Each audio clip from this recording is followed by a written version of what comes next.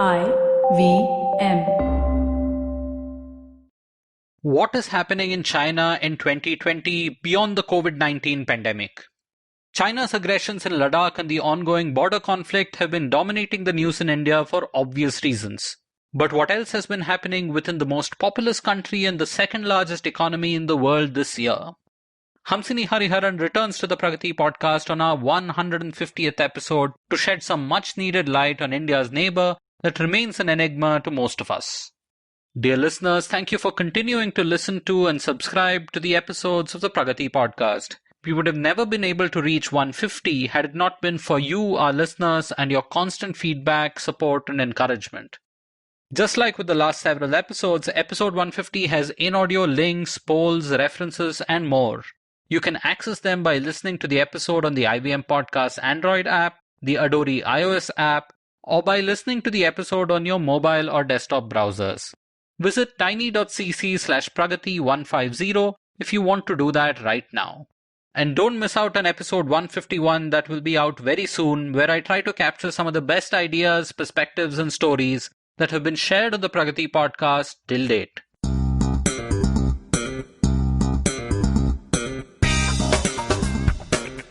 Welcome to the Pragati Podcast, a weekly talk show on public policy, economics, and international relations.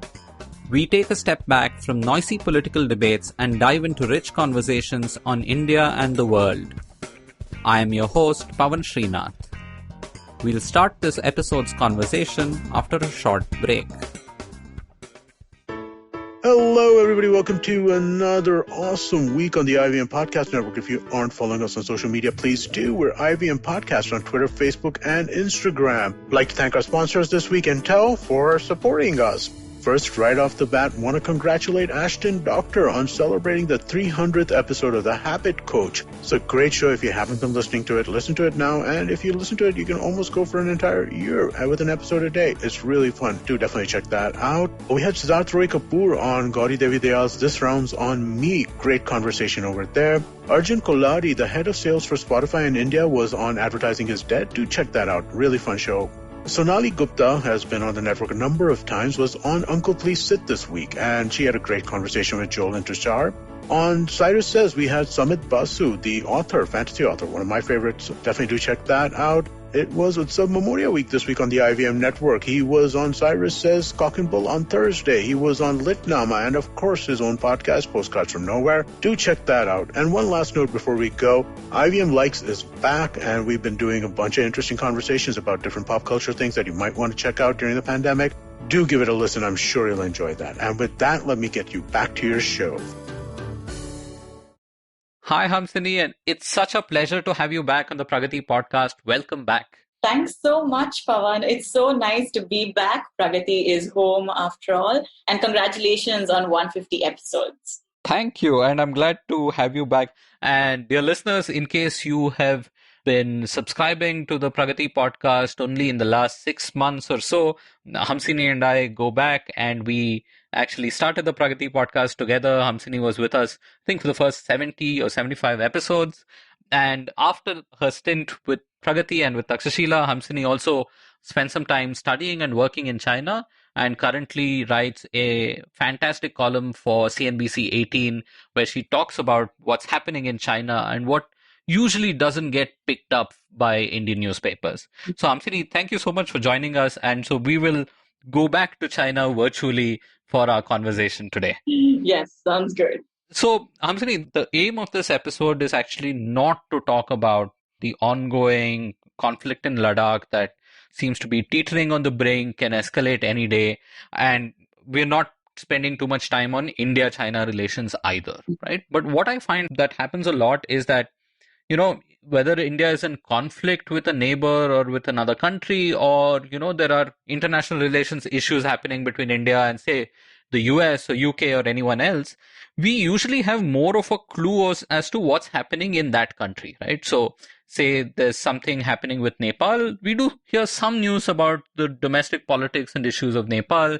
Same with Sri Lanka, of course, an immense amount with the United States. But with China, that is missing, right? I mean, we hear about China only in context of a trade dispute, a border conflict, or something else, and rarely spend time on what's happening within this immensely large country. And I'm hoping that we rectify some of that in our episode today.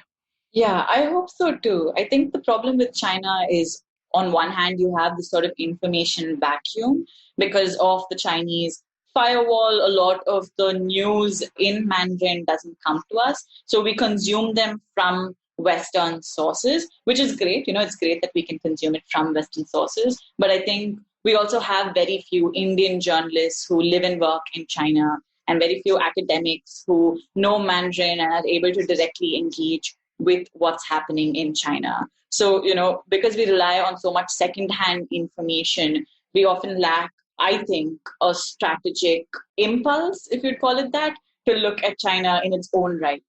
Absolutely. And it also reminds me of what Rohan Joshi back in the day, in the good old days of the Indian National Interest set of blogs, Rohan brought fresh perspectives on Pakistan because he didn't just read the Dawn or the English newspapers in Pakistan, but he'd read the Urdu newspapers, right? And he'd get a better pulse on what's happening in that country. And I guess it's the same here, right? And you've been studying Mandarin even before you went to China, and even now you're learning advanced Mandarin, if I'm not mistaken.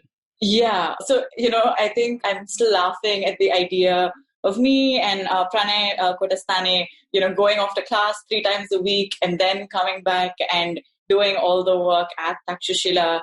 And yes, now I'm doing intensive Mandarin for about 2 to 3 hours a day. So a lot of my thoughts sometimes just come out in Mandarin. But the aim of it, at the end of it all, is to sort of improve my own Mandarin fluency so that I can read and interpret Chinese sources better and also communicate with people better. Yeah, and on that note, Hamsini, I would actually love to ask our listeners, I mean, given that we have these interactive episodes, dear listener, if you're listening in on a web browser, on the IVM app or the Adori app, please let us know. I mean, the Pragati Podcast has a lot of listeners who are practitioners in the international relations or public policy space. So in case you're learning Mandarin or you know Mandarin, do let us know. We would love to know how many people do that. And I know that, like you, Hamsini, there is a small but growing pool of Indians who are now learning Mandarin and getting more familiar with the beast that is China, right? The elephant in the room that is China. Yeah, good. I hope to meet more of these people at some point in time, Pawan. Certainly. So, Hamsini, so let's talk about China sans India, right? And perhaps we ought to start with the pandemic. So while the SARS-CoV-2 virus originated in Wuhan, China certainly seems to be ahead of pretty much most other countries in reining in the pandemic. But at the same time, I don't know how to take this news because it feels like Chinese transparency on the topic has been on the decline. Right? Till about March, I saw a lot of cooperation, a lot of data sharing. And since then, some reticence in sharing, genomic data, other things as well. So could you give us a picture of how China is doing with the pandemic from a health point of view to begin with? Sure. So we know that SARS-CoV-2 or COVID-19, however you want to call it, has been difficult for countries across the world. And because it originated in Wuhan, it was particularly difficult for China. I think one of the reasons they were able to deal with it that we easily discount elsewhere in the world is that most of the migrant laborers in China were already back home for Chinese New Year or Lunar New Year. And so that meant that they didn't have as many people traveling to and fro. And when lockdowns were in place around the country, most people were already home. So unlike India, for example, where migrants were effectively stuck in cities without any way to go back to wherever they were coming from, migrants in China were sort of luckier in that aspect. And I think that lack of movement really helped China's public health recover quickly as well. So the big impact was mainly in Wuhan and perhaps large cities like Beijing earlier in the year? Yes. So I think it was not only large cities like Beijing, it was a lot of cities, large and small, across China. I think Beijing significantly comes into the news because as the political capital, it's always on the watch. And so anything that happens in Beijing is closely monitored. So it was cities across the country, many of them that went into lockdown for weeks. But I think the difference with China enforcing a lockdown is that they don't have worries about privacy at the end of the day. So if one person gets COVID, they're able to trace contacts of up to the third, fourth degree of whoever came into touch with the person who was affected. And so that is one thing that I think we should remember. The other is that they had, health codes, all of this extensive tracking, people who were willing to comply with lockdowns because Chinese people are used to listening to the Chinese government. So you didn't have protests and stuff, unlike elsewhere. And I think you also have to remember that China and East Asia have dealt with the first SARS crisis. And so a lot of their public health infrastructure was significantly improved as post-SARS the first time around. Right. And SARS version 1, I remember from then most of the news actually coming out of Singapore and Southeast Asia. And I think much later did we learn that perhaps the greatest impact was in China, which, the information about that was slow to surface. But do you think that experience, not just in government, but also in society, has led to a culture of mask use and so on in mainland China as well? Because we hear a lot about mask use in Hong Kong, in Japan, in Southeast Asia. But could you see that in China even, say, before COVID-19? Definitely. I think the experience of SARS, and particularly the information asymmetry that citizens felt, right? They knew that something was wrong, but for months they didn't know what was wrong. And so that experience made people wary of any outbreaks of new diseases. And so even during the few months that I was in China, people were constantly hearing of new diseases that were cropping up and being really vigilant towards them. A lot of this was sort of WeChat misinformation, but I think as soon as people were aware, they were very ready to do whatever was necessary to tackle it. That is, I think, one half of the picture. The other half of the picture is, in the last couple of months, the Chinese government, I think, has tested almost all of the 11 million residents of Wuhan. And whenever there's been an outbreak, like, for example, there was an outbreak in June in Beijing, the government, local and national, acted really swiftly in locking people down, in quarantining people, in shutting and inspecting things. And so they really, I think, were able to move quickly in sort of isolating cases that existed or new ones that surfaced. Okay. And so now, since that has happened, since there's been containment of the pandemic and, even if it's still around, it's around at a much, much milder level. How has the economic recovery been? What do we know so far about China's economy and how it's faring both intrinsically and in relation to other countries? Okay, so I think the economy is something that China is extremely worried about. So you had the two sessions, which is sort of when the NPC meets every year. And this is very similar to how the parliament in India would meet. Whereas in China, this organization is more of sort of a rubber stamp organization. And what the two sessions in China revealed was that for the first time, I think since 2002, they did not define a concrete target for GDP for the year. And that was something that was extremely surprising. The one thing that they did mention was that they were going to target 9 million jobs just for this year. And that sounds like a big number, but that's also one of the lowest targets that China's had. I think the last time they had such a target was 2013. So China needs only 2 to 3% growth. I shouldn't say only. China needs 2 to 3% growth to achieve sort of 9 million jobs. So those are sort of targets that they've set for themselves. Now, we know that the Chinese economy shrank by about 6.8% in the first quarter, and those are Chinese official figures. So that would mean that the actual impact is possibly much larger. And the Chinese government has also said that in the second quarter, their growth has been 3.2%, and they estimate that in the third quarter, growth is going to come up to 5%. Now, we know that growth is just one metric, and it is not the whole picture. So there are a lot of other things that make this complicated. For one, consumer spending has been extremely low. during the pandemic, I think starting in June onwards, the government started pushing consumer vouchers across multiple platforms to encourage people to spend more money. And I think slowly now consumer spending is coming up, but still not at the level that the government needs.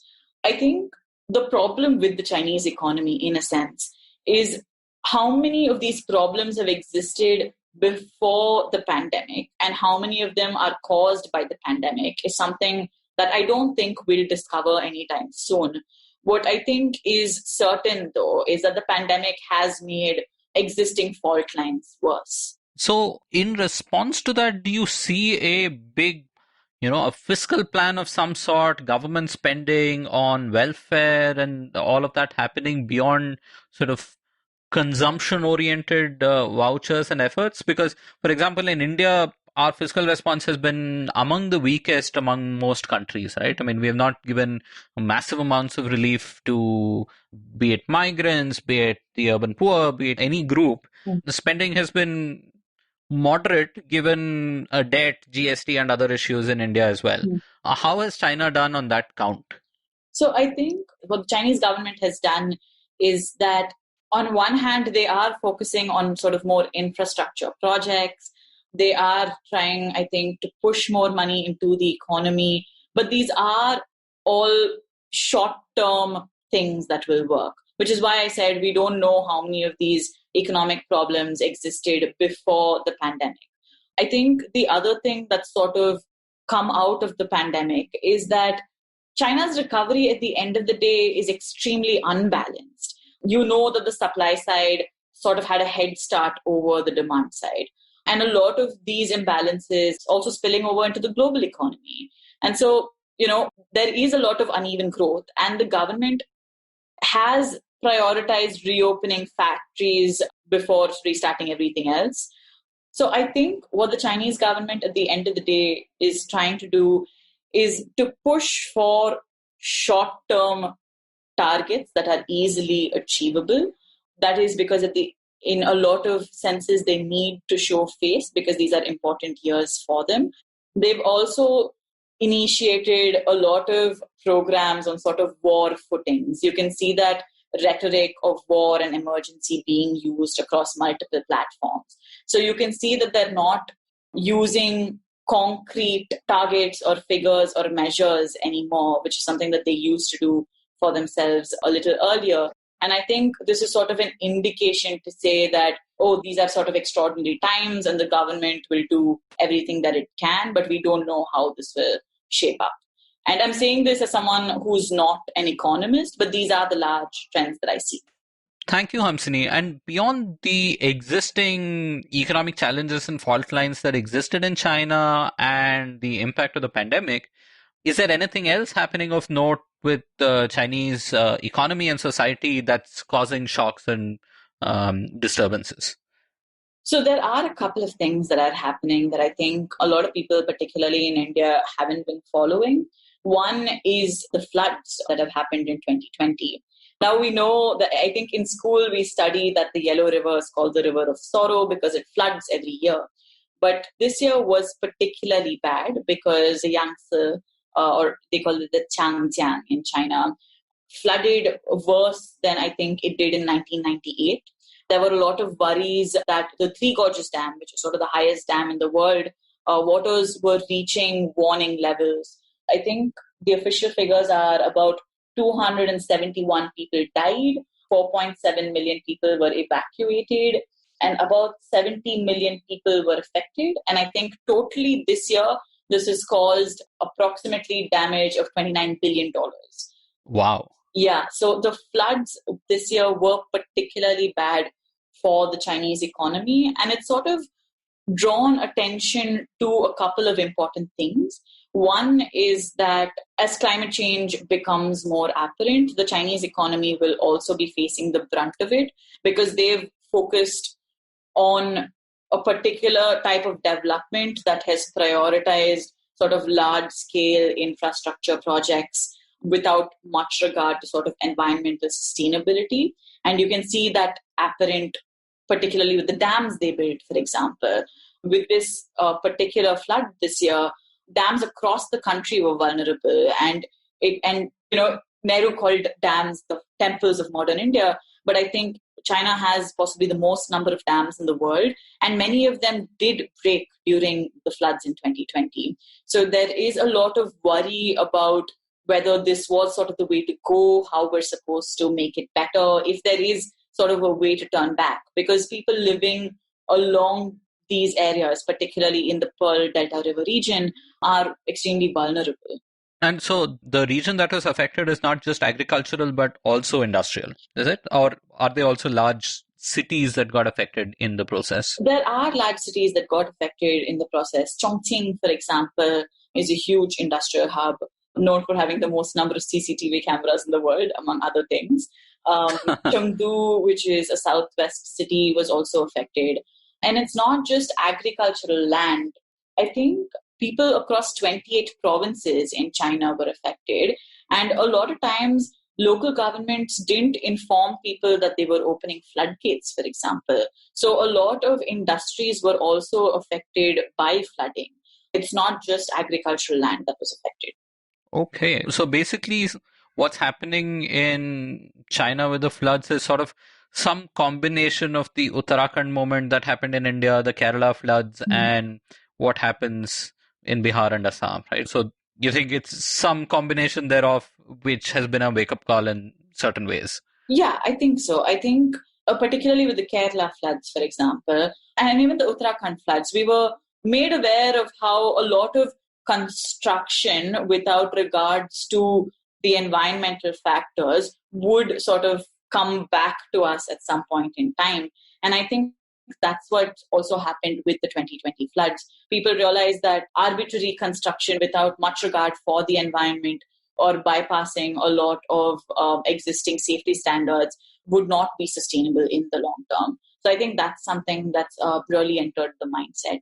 The other thing is that, for both India and China, floods happen year on year. And I think it's really sad that we say that.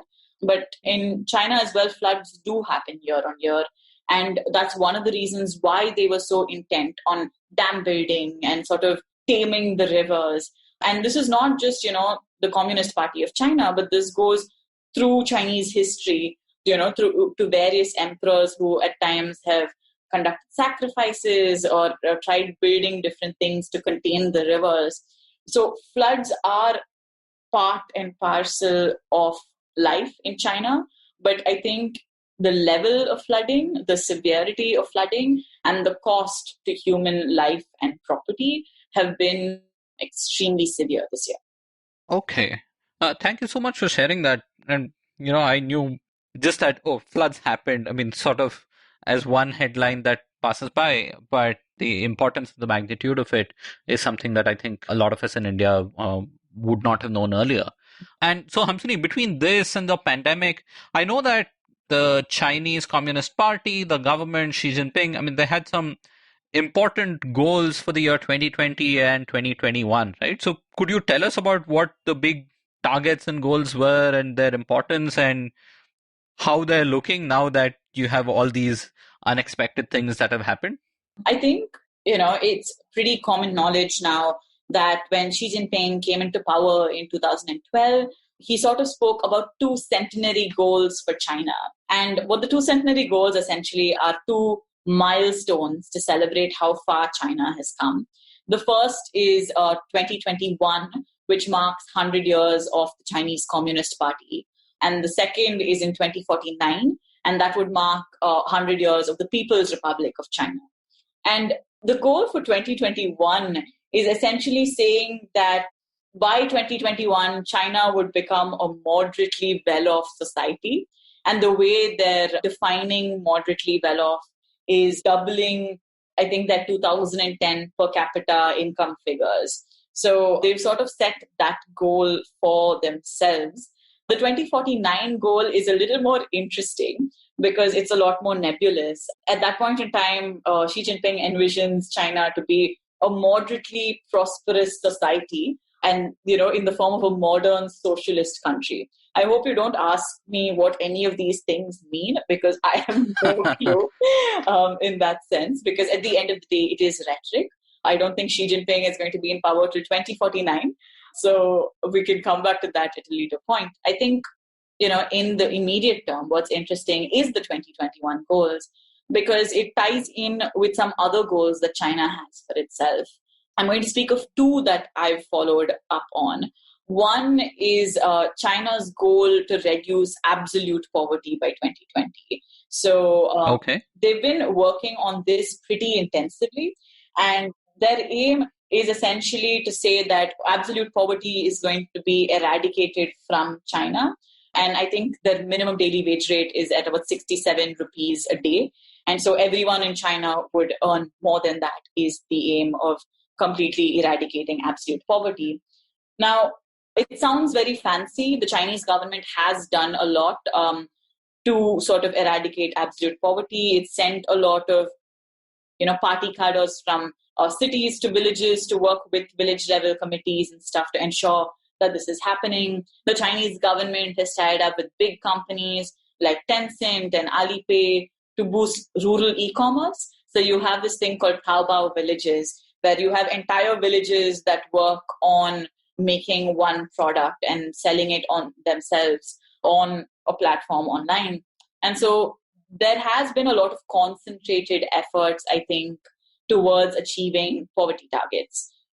But I think absolute poverty is still something that's very, I think, for the Chinese government, quite easy to achieve. I think what's going to be more difficult for them with the pandemic particularly is looking at relative poverty, right? China, at the end of the day, is a very unequal society, and income disparities are huge. Because of the pandemic, how many people fall back into poverty is something I think that the Chinese government will have to pay attention to sooner or later. And this is also a very rigid and simplified definition of absolute poverty, right? Which is in terms of a per person earning per day. Whereas what that might actually mean in different parts of China might be very, very different, right? Definitely. At the end of the day, with 67 rupees in Beijing, there's very little that you can do. Whereas if you maybe move into rural hinterlands, it might mean a lot more. Its purchasing power might be more. So, I think at the end of the day, these are targets that, I don't know, it depends on how much importance you're going to place to them. And here, so is urban poverty something that will be fundamentally beyond the ambit of this particular target? Definitely. So I think urban poverty is not going to be something that the Chinese government has looked at, particularly because the poorest in Chinese cities would be migrant laborers. And you have to remember that migrant laborers often move to cities from rural villages against sort of government restrictions, in the sense that everyone knows that in China you have a hukou, which is a document that will define where you live and work and avail social services. So if you move cities, then you won't be able to use education or hospitals or whatever social services that are available to you. So a lot of the lower income groups in cities are migrant laborers. Therefore, this plan does not tackle urban poverty. And even if it did tackle urban poverty, it would possibly leave migrant laborers outside of it. And that would, make it very skewed, because any study that doesn't include Chinese migrant laborers, I would not call it sort of a holistic study. Thanks, Hamsini. And I just want to open this up to our listeners as well. And there'll be a little poll in our interactive players. I want to get your views on whether you think, one, the Chinese economy will bounce back strongly by 2021. And there's a follow-up poll where I do want to get your opinion on whether you think China will be able to at least declare that their centenary goals have been met meaningfully, in 2020 or 21. And Hamsini, thank you for sharing this. You had also recently written a fantastic article on China's moves to reduce food waste, right? And I'm fascinated by how specific words or, one statement made by Xi Jinping in a speech can precipitate not just policies, but also actions by government, by private agencies and others in China. So can you tell us a little bit about what's happening and how it started? Okay, yeah, this is very interesting. So back in 2013, there was this netizen who started this campaign where he essentially took a photo of a plate that he had basically eaten clean off. And he said, look, everyone should not waste food. This is how your plates should look like. And this had a small following. And it became really huge when Xi Jinping took it up. And this became known as Operation Clean Plate. And the aim was to encourage people not to waste food. And this is a big problem in China, food wastage, because, at least from my time of living there, if you go to huge banquets with lots of people, there is immense amounts of food waste. If you're sitting on a group... You're saying more than the average, say, Indian buffet? Definitely. Okay. Because, a lot of this also goes back to sort of Chinese cultural norms, where if you're going somewhere with a group of people and you're entertaining them, then it is your duty as a host to have as many different kinds of dishes available and for your guests to host a little bit of everything. So I've been to some banquets, and a lot of them, I've seen a lot of food wastage that, as an Indian, I could not abide, but I figured that this was part of Chinese culture. And what happened with Operation Clean Plate this year is that the pressure came on to restaurants to sort of enforce these rules. And many of them came up with these really creative ways. One restaurant said, that we're going to follow an N-1 principle. So if you are a group of 8 people going out to dinner, you can only order 7 dishes. Wow. And to combat that, another restaurant in a different province said, we will come up with an N-2 formula. So if you're 7 people at dinner, then you can only order 5 dishes.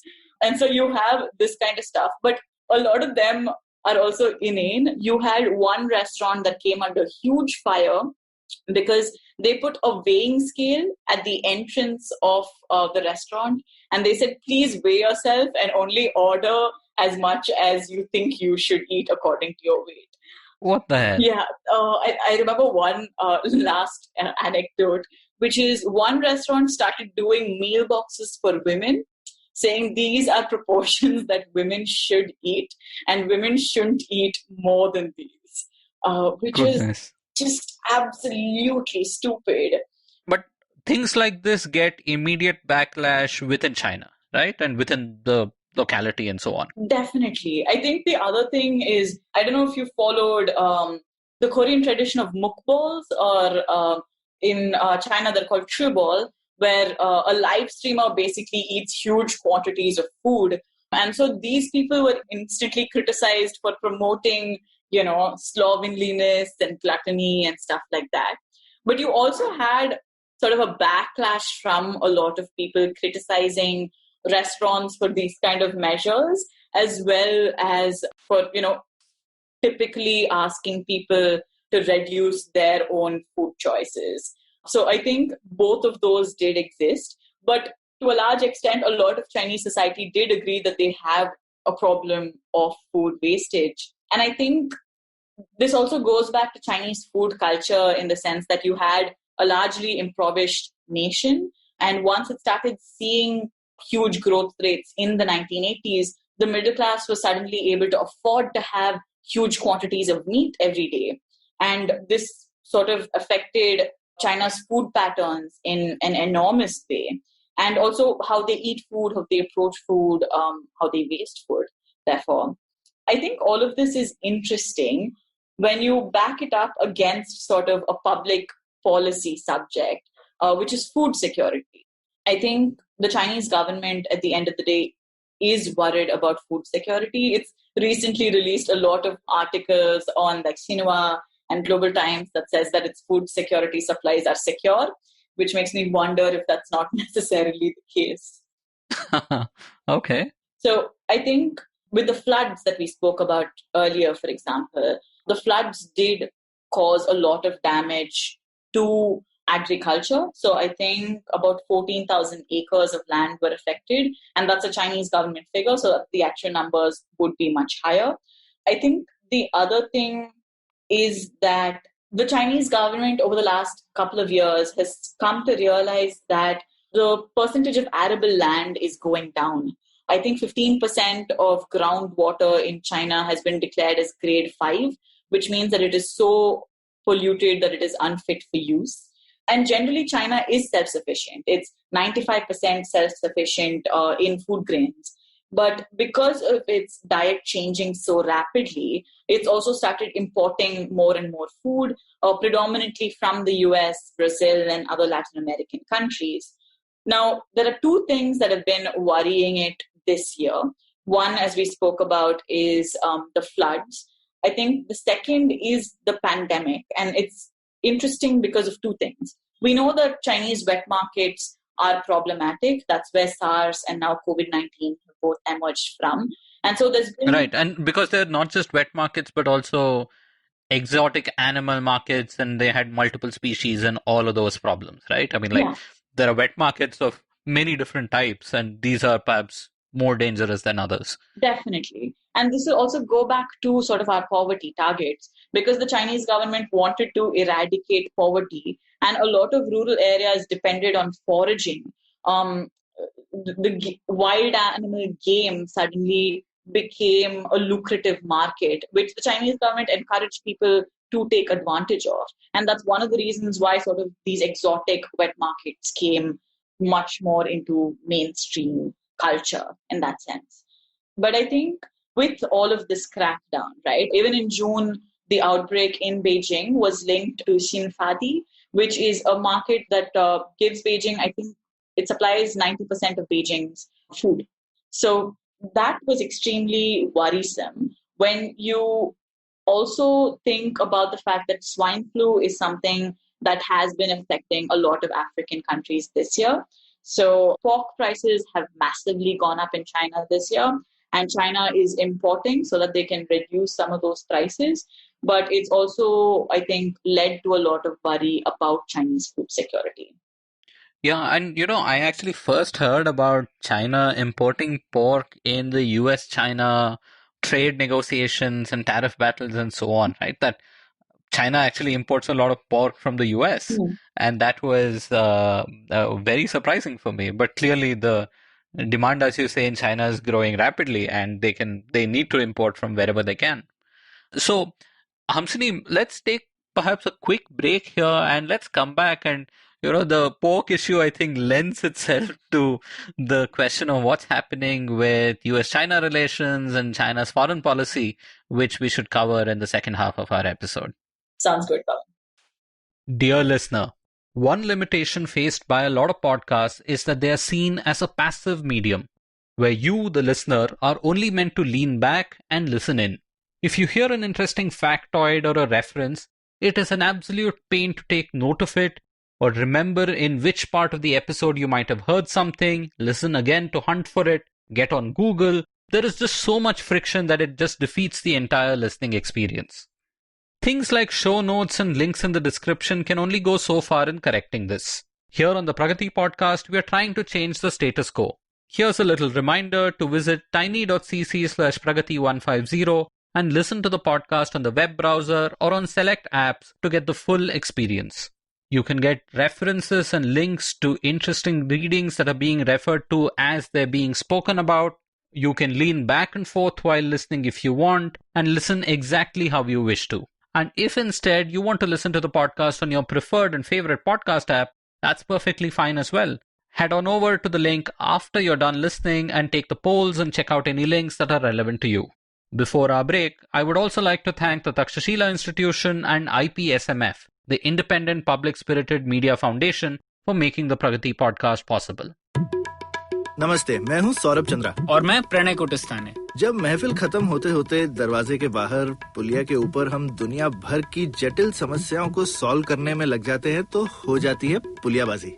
अब आजकल के apartment वालों ने तो कभी पुलिया देखी नहीं होगी, पर आप फीलिंग तो समझ ही सकते हैं। तो आइए शामिल हो जाइए हमारी पुलियाबाजी में, जहां प्रणय और मैं एक से एक इंटरेस्टिंग टॉपिक्स की तह तक जाएंगे। Artificial intelligence, bitcoin, Pakistan, medical education, currency crisis, कभी हम दोनों के साथ और अक्सर स्पेशल एक्सपर्ट गेस्ट की कंपनी में।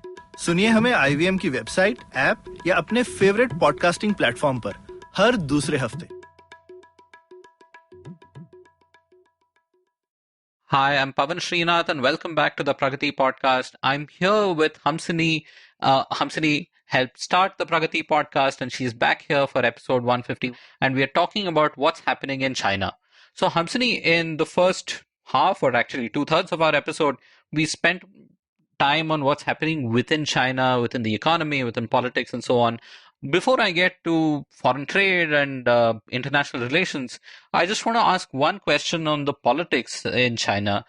So over past episodes with, our friend Manoj Keval Ramani, we sort of explored on the Pragati podcast how the last few years has also seen the rise of Xi Jinping as a leader in China. In certain ways, he has consumed the Communist Party, or he's, taken a lot of power and centralized a lot of power, and, a lot of things have been happening. So what's your sense of Xi Jinping and his putative power and realistic sort of influence on the Chinese government in 2020, given everything that's happened with the pandemic and other things? I think it's a very interesting question, Pavan, and I think that's what's sort of driving a lot of Chinese foreign policy towards other countries in the world. I think that, it started off as sort of a trade war between US and China, where the US was taking objection to a lot of, advantages that China has in the trade relationship with the US. And over the last year, I think both countries have gotten more aggressive in their posturing. With China, for example, you hear this term of wolf warrior diplomacy, where more and more Chinese diplomats are declaring on platforms like Twitter about how China is no longer going to stand for bullying, etc. And I think a lot of this is interesting because China has cropped up as a definite issue in the US elections. And this is something that Donald Trump had promised in the last elections that he was going to deal with. And to do him credit, he has tried to deal with it, I think. I'm not sure for better or for worse. But I think US-China relations are at their lowest point in, I think, since, 1979. I think it's going to continue to be an issue. So far, what has happened is that the US has raised a lot of objection with Chinese tech, particularly Huawei, which I'm sure Manoj has spoken to you about. And recently, the US also banned WeChat and TikTok. And what TikTok has done is get into a partnership with Oracle and Microsoft, where it still retains a majority of shares, but it would allow it to sort of circumvent Trump's executive orders. This is still yet to be seen. The situation is still playing out, so we have to see how it will unfold. I think WeChat is very interesting because this was the US's Commerce Department that released a note saying that you can't have financial transactions over WeChat anymore. And I think what WeChat did was change the name of its services to WeCom or something like that. And recently, a US judge passed that the ban on WeChat would be unconstitutional. So far, that's on hold. But again, the situation is also playing out. So we don't know which way that will turn out. Right. So it's not just India where, TikTok and sort of Chinese social media services, Chinese-owned social media services and others have been banned, right? I mean, there are moves in the US and elsewhere as well. Definitely. I think also in Britain, there has been a move to ban TikTok. And I think they're also looking at WeChat. The problem, I think, is that, Britain, the US, Australia are all turning a little more hostile to Chinese tech, particularly this year. I think this is a combination of, A, the pandemic, be worsening relations between these countries and China, and see genuine fears about how China is using the data from some of these apps, particularly when China doesn't have reciprocity. So I think these are worries that these countries have. And these are leading Chinese tech firms more inward. So a lot of them are going back to China and seeing how they can expand within the country because it is a huge market. So it's something that's definitely going to play out in the long term. Right. And I remember that even on the Pragati podcast when I had Manoj and Anupam Manur, how, at least this was a year and a half ago or so, we were talking about these US-China sort of tariff battles, right? And I think they also made this point that the tariff might just be a game of battles, but the real war is for, technology, intellectual property, who owns sort of cutting edge artificial intelligence, hardware, software, and other sort of intellectual property in the years to come. And I think we are seeing that play out in several ways, perhaps exacerbated by the pandemic, but that seems to be something that will not stop in the near term. Right. So before I continue on that vein and on international relations, so how do you think this is reflecting in sort of domestic politics and Xi Jinping as an individual, Hamsini? Is it too early to tell, or is there anything that can be said? Okay, so I think there are two parts to this. One is that you're definitely seeing an increased Chinese nationalistic narrative. So on one hand, you have a lot of calls for sort of self-sufficiency. I think, China generally would produce low tech in that sense. And now a lot of firms are starting to manufacture high tech in case there's a decoupling from the US economy and other economies in the world. When we come to Xi Jinping, I think at the end of the day, it's too early to tell how the pandemic will affect him and his standing in Chinese society. Because we know that Xi Jinping is extremely powerful. And we also know that China has been using sort of emergency narratives and narratives of war. And we know that these emergency situations generally allow leaders more flexibility to use their offices in whatever ways they want and then, justify it to the population later.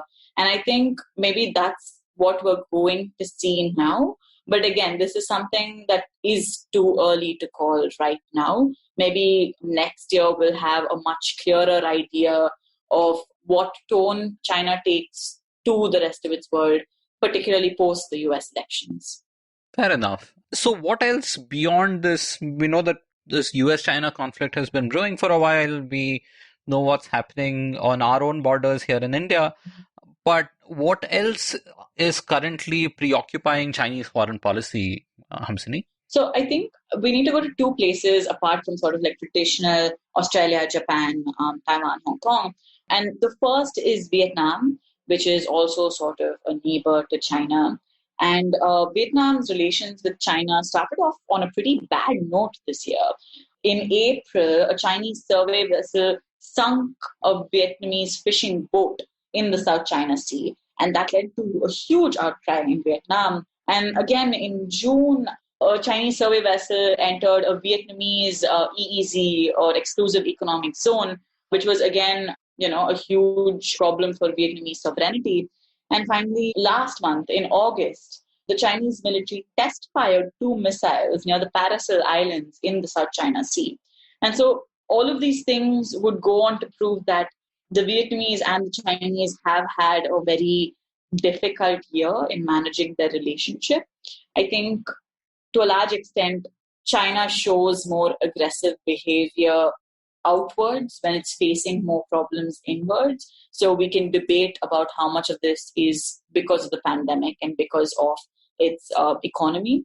But we're definitely seeing more aggression towards Vietnam. So the aggressive pursuit of the 9-dash line and China's contentious sort of territorial claims in the ocean, that in the South China Sea, that continues. That hasn't stopped or paused in any way. I think, the the problem with a lot of foreign affairs stuff, Pawan, is that while news anchors might leave and while something else might be newsworthy, the actors are still there, the issues are still there, right? So I think this is something that we know with India's border problems, as well as what's happening in places like the South China Sea. Just because something has become more newsworthy in other places of the world or within Chinese foreign policy in other fields, like with the US, doesn't mean that the South China Sea issue is resolved in any shape, way, or form.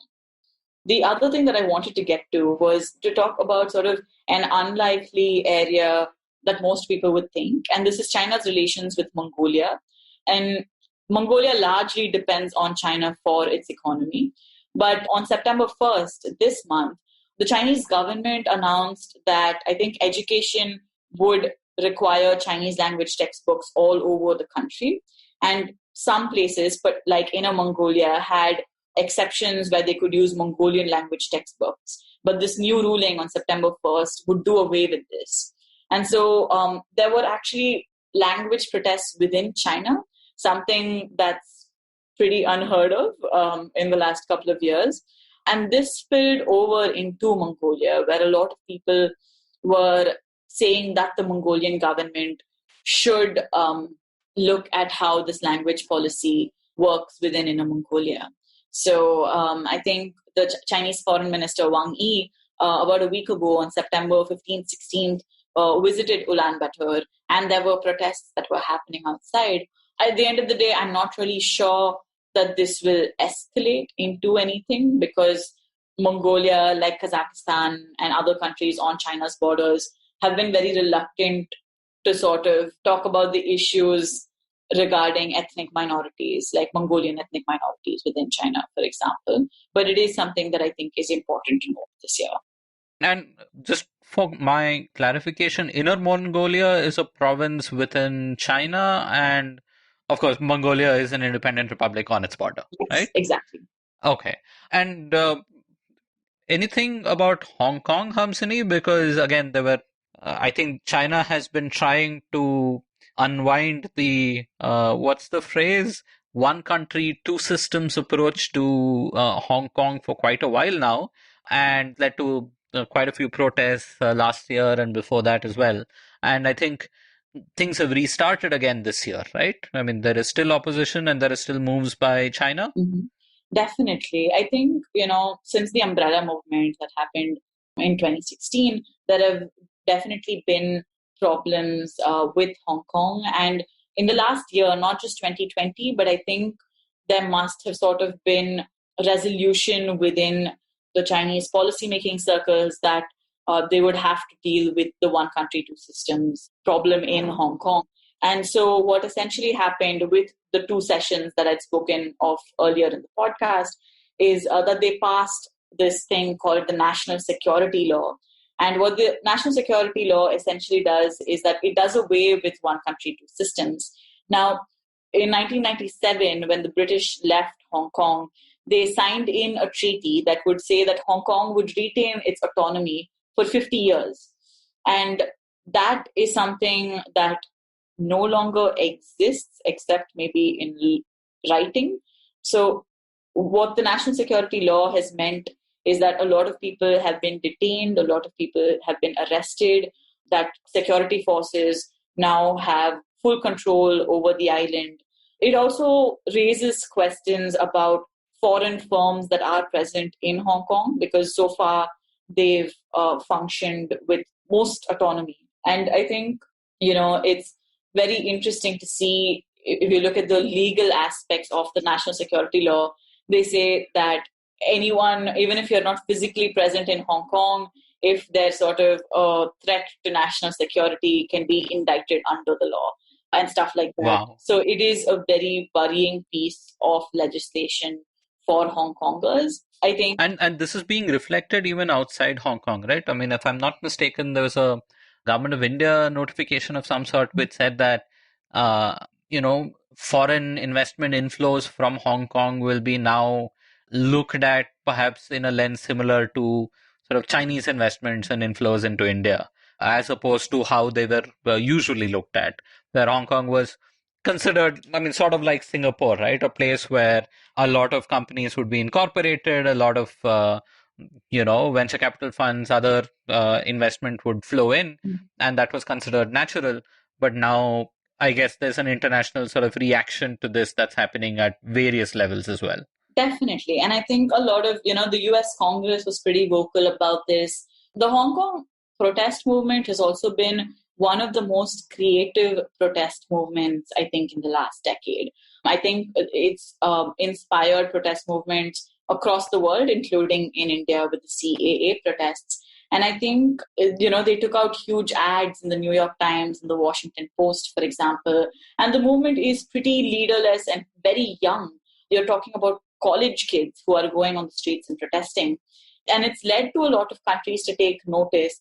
And it's even made a lot of Commonwealth countries, particularly Britain, wonder if, they should extend Hong Kongers British citizenship, for example. So there are there is a lot of cognizance on the global stage of what's happening with Hong Kong.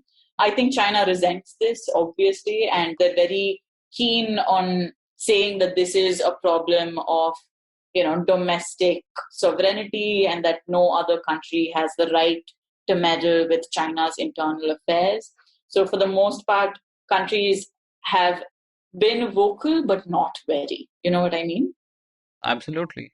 And, at this point, I even actually want to ask our listeners whether, how many of them actively follow news on China or actively seek out news on China on a weekly or a fortnightly basis? Because, that's what, you've tried to summarize, right? Some of the things that have happened this year that we may not know about. So on that note, Hamsini, anything you'd like to sort of add on sort of your experiences of trying to learn more about China, live in China, and follow what's happening, and how Indians ought to or should understand China a little bit better? Pawan, I think as Indians, we have a lot of difficulty in figuring out what this huge beast is, right? As you mentioned right at the beginning of this episode, we have a serious lack of people who are trained to analyze and understand China. And I think you have, at the end of the day, the shadow of 1962 that resides with all Indians. We're very insecure about our national history. And I think we ought to figure out a way to reconcile our history with also figuring out for ourselves where threats lie on the world stage and where opportunities lie. So I think what would be particularly helpful is if Indians want to have a more nuanced understanding of China, to be maybe reading more widely. I already know that a lot of people study Chinese, and I think this is something that's growing. But I think I'm also worried about, the WeChat ban that happened recently, because it cuts communication ties. And so what I think we essentially need is we need more analysts. We need more people who are learning Mandarin. We need more people who are proficient in East Asia. When we're talking about Indian foreign policy, we often look at the US, we look at the UK, we look at Europe. And I don't think we look beyond that. But I think considering our threat landscape, right? Or we look at Pakistan and we want to look at a threat landscape.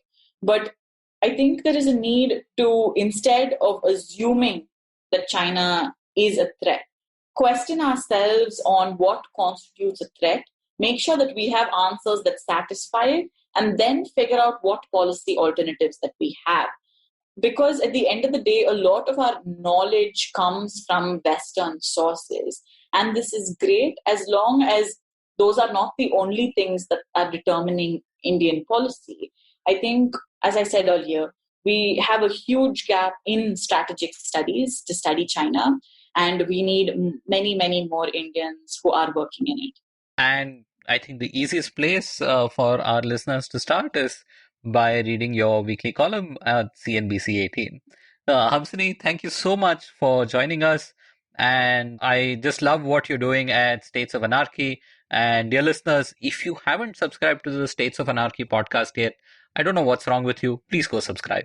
Thank you so much, Hamsini. Thanks so much, Pawan. Thank you for staying with us till the end. If you have any questions or comments, do write in to podcast@thinkpragati.com. And hey, if you like the podcast and listen to us on iTunes or Apple Podcasts, please leave us a rating and a review. It'll mean a lot to us. The Pragati Podcast is available on the IVM Podcast app and pretty much every other podcast app and platform. We are there everywhere.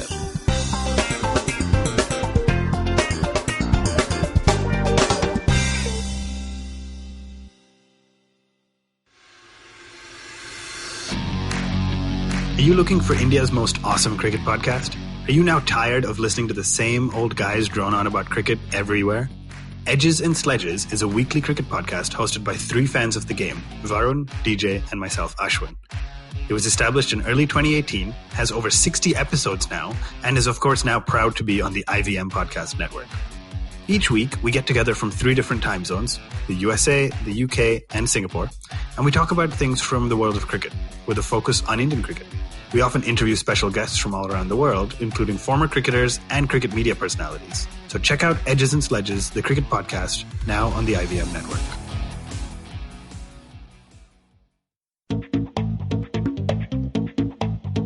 Advertising is dead. Yep, you heard me right. Advertising is dead. We're all in the content business now. Let's not call it news, TV, radio, etc., etc. It's all content, and we're in the middle of this weirdly exciting phase where all the borders and lines that have been drawn over decades has been swept away by this lovely thing called the internet.